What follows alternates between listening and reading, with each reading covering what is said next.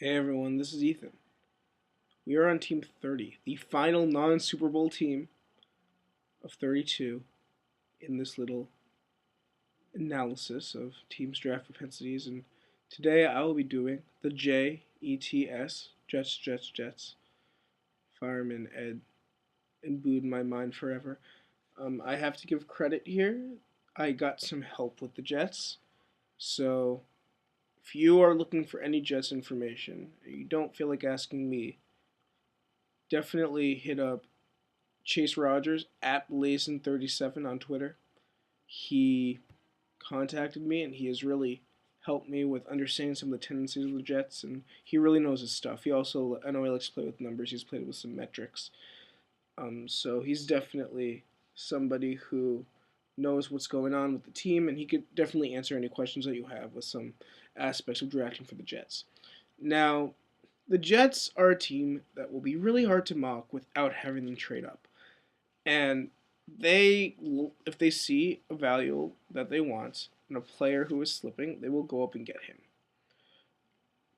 Mike Tannenbaum, the general manager, came from the business world to the NFL, and he definitely takes sort of a business mentality in saying that when he sees something that he wants, he will go up and get it. He definitely isn't much of a hoarder. Sort of a Redskin style drafting where they put a large impetus on getting talent early in the draft rather than getting it later.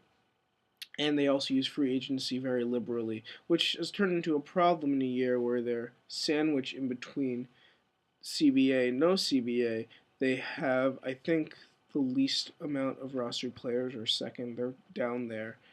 And I mean, they made it to the championship game last year, but they still weren't able to get to that championship game, which would have been a nice thing in terms of return on investment in that regard. So, but unfortunately, it didn't happen for the Jets. So now it's back to the drawing board, so to speak, and we see what they do this year. I think that there is a very good chance that they trade up because the value isn't going to be there late in the draft at the position they need, which is outside linebacker.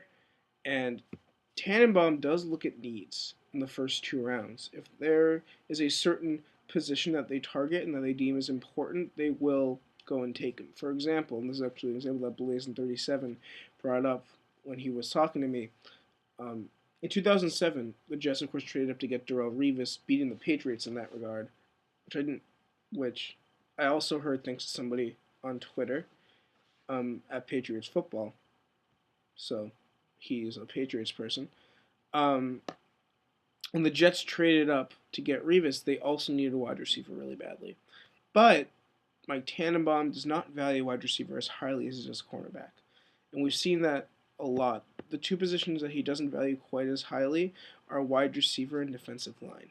So he's willing to put those positions aside, wait until later in the draft to get them. So they probably won't be taking a defensive lineman or wide receiver that early in the draft. So he goes after the blue chippers for sure. I mean, that is his game. He will see someone he wants, zone in on them, and say, I'm going to get him. Mark Sanchez is another example of this. Of course, they had to trade up to get him in that draft. So you look at guys like Darrelle Revis, David Harris, Dustin Keller. These are all guys who they traded up for who are cornerstones right now because they value them really highly. And they said, but they made a commitment to go get them no matter where they were in the draft. So the question is, who are going to be the blue chippers this year?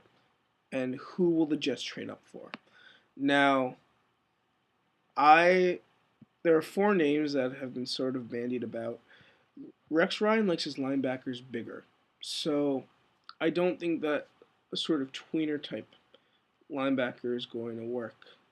But in terms of bigger linebackers, Aldon Smith is an interesting possibility because he might slip a bit more than I originally anticipated. I had him going 11 to Houston, but that was before the new rumor that Dallas does not like Prince Amukamara. So if Amukamara falls to 11, and Robert Quinn is going a bit higher than suspected, and Daquan Bowers could go 12 to Minnesota, Aldon Smith's stock could fall a little bit more. And he would be the kind of player who the Jets would be more than willing to trade up for. and drive all the Patriots fans crazy because they really want Aldon Smith.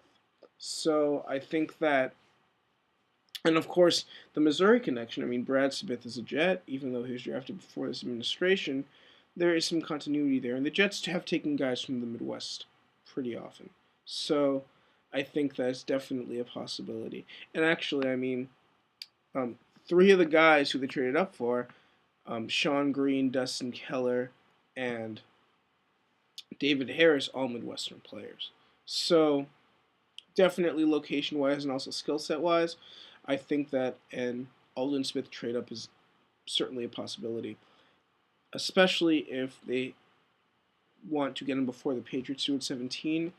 And I've heard mixed things about the Patriots in terms of press. I've heard that they like Cam Jordan, which doesn't make a ton of sense to me, at least not at this point in time, because I think he's a little bit too small for them at defensive end. But if they're willing to go for him, why not? He's a great player. I just think it might be a smokescreen. But Smith seems a lot more likely, and I could see them trading up to get over the Patriots to get Aldon Smith for sure. So that should be an interesting little bidding war in that regard. If you're actually just making a mock straight through and not trading around, and they don't end up trading, someone like Akeem Ayers a little bit later, I could see him falling to 30, and he does what they want out of people in that position. So that's definitely a possibility. And also maybe even a guy like Justin Houston, though I don't see him falling past Atlanta, they could trade up to get him, and it wouldn't be that surprising. So a couple of other positions that they might focus on early, safety. They need a safety really badly, and of course the problem this year is that it is a really weak safety class. And when I say really weak, I mean pathetically weak. There might be, I like 2 or 3 safeties in the first 2 rounds personally, and maybe one cornerback to switch to safety in Aaron Williams.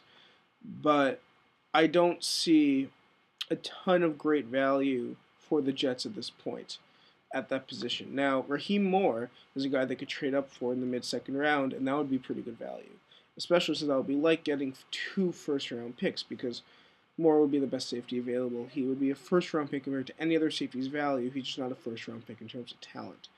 And another guy who I think they could take, even though I know actually that the person who helped me with the Jets doesn't like him, is Joe LaFege out of Rutgers, who has special teams ability. And there was a really interesting article that someone wrote, who I can't remember, but that Joe LaFege, his play noticeably changed after Eric LeGrand, his teammate, got paralyzed.